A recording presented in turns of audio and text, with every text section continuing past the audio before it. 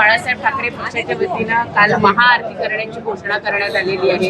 उशिरा सुचलेल्या शहाणपणे पुन्हा हिंदुत्वाकडे पळत आहेत. काय नेमकं महाआरती उभाटा जेव्हा करणार आहे तेव्हा त्यांना म्हणाव, महाविकास आघाडीमध्ये तुम्ही ज्यांच्या मांडीवर बसलेला आहात त्यांची संमती घेतली का? एका बाजूला म्हणायचं की महाविकास आघाडीमध्ये आहे, एका बाजूला महाविकास आघाडीची सगळी धोरणं, सगळी सूत्र, सगळे विचार त्याला पाठिंबा द्यायचा. आणि आता जेव्हा लक्षात आलं की हिंदू आपल्यापासून बाजूला चालले, तेव्हा मग आता पुन्हा ते सावरायचा प्रयत्न, त्याच्यावर पांघरून घालायचा प्रयत्न, अशा पद्धतीने एक महाआरती करण्याचा टीव्हीवाला प्रयत्न ते करतायत. आज अरे असं आता देशातल्या हिंदूंनी ओळखलेलं आहे की त्यांचं जे हिंदुत्व आहे उभाटाचं हे वेळोवेळी बदलणार आहे. महाविकास आघाडीमध्ये सरकार स्थापन करताना ते बाजूला ठेवायचं, पुन्हा आता जेव्हा लक्षात येते हिंदू मतं आपल्यापासून बाजूला चालली, हिंदुत्ववादी लोक आपल्यापासून बाजूला चालली, तेव्हा परत एकदा आता आम्ही महाआरती करतोय, प्रभू रामाचं स्मरण करतोय हे दाखवून पुन्हा हिंदू मतांना आकर्षित करायचा प्रयत्न करायचा. याचा अर्थ ही धरसोड वृत्ती आहे. हे ठाम नाहीत त्यांच्या विचारावर. सत्तेसाठी त्यांनी कसल्याही तडजोडी 2019ला केल्या. आता त्यांनी जे केलंय त्यापासून त्यांची सुटका नाही होणार. हिंदुत्ववादी मतांनी, हिंदुत्ववादी लोकांनी हे पक्क ओळखलेलं आहे की हे धरसोड करणारे लोक आहेत. हे कुठलेही उभाटाचे लोक ठाम विचार घेऊन कधी जात नाहीत. सर, मुंबईमध्ये गेले 2-3 दिवस खूप पाऊस पडतोय, सातत्याने दुर्घटना सुद्धा होताना दिसत आहेत. आता तर मागणी थेट तुमच्या पक्षाचे जे उपमहापौर आहेत त्यांनी अश्विनी भिडे यांच्या राजीनाम्याची थेट मागणी करून टाकलेली नाही. उपमहापौरांनी काल मुंबईच्या जी परिस्थिती मुंबईमध्ये निर्माण झाली, म्हणजे स्कूल बसवरती झाड पडणं असू द्या किंवा मॅनहोलमध्ये ते सुरक्षित न केल्यामुळे त्याच्यामध्ये होणारा झालेला मृत्यू असू द्या, त्यांनी त्यांचं मत व्यक्त केलेलं आहे. शेवटी महापालिकेवरती सगळं नियंत्रण हे नगरविकास विभागाचं आहे. माननीय उपमुख्यमंत्री तथा नगरविकास मंत्री एकनाथजी शिंदे साहेबांच्याकडे उपमहापौर त्यांचं मत मांडतील. आता उद्या परवा 2 दिवस सुट्टी आहे, त्यावेळी उपमहापौरांची माननीय शिंदे साहेबांची भेट होईल आणि माननीय शिंदे साहेब सुद्धा त्याच्यामध्ये लक्ष घालतील आणि जे कोणी दोषी असतील त्यांच्यावर नक्की शिंदे साहेब कारवाई करतील.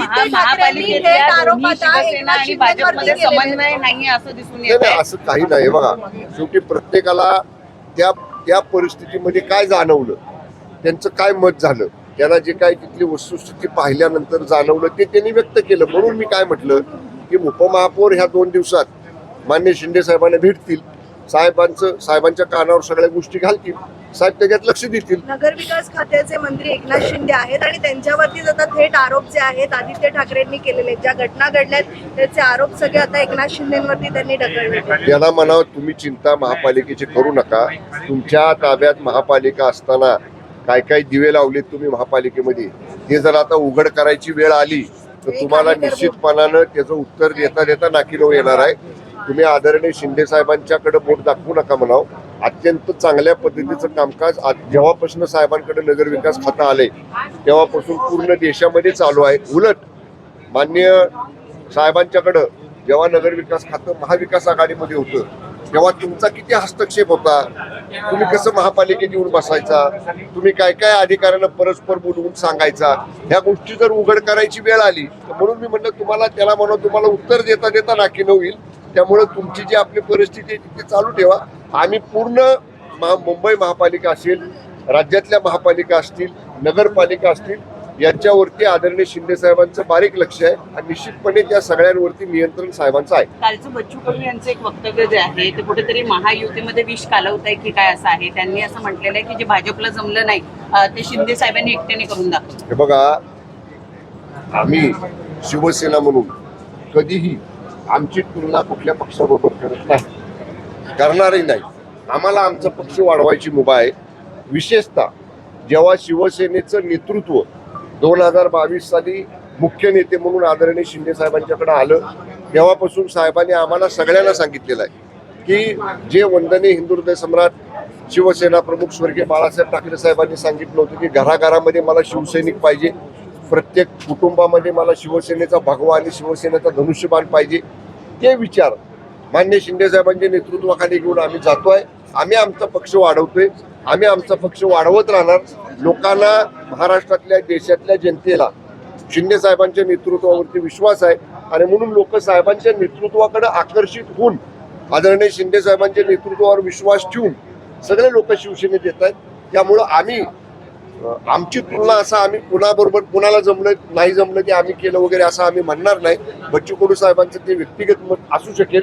शिवसेना म्हणून आम्ही आमचा पक्ष असाच वाढवत राहू. साहेब, एक प्रश्न नाही, शेवटचा प्रश्न की आज विधान परिषदेमध्ये समान नागरी कायद्यावर चर्चा होण्याची शक्यता व्यक्त केली जाते आहे. शिवसेनेची याबद्दलची भूमिका काय आहे? या संदर्भामध्ये आता आमची बैठक आहे.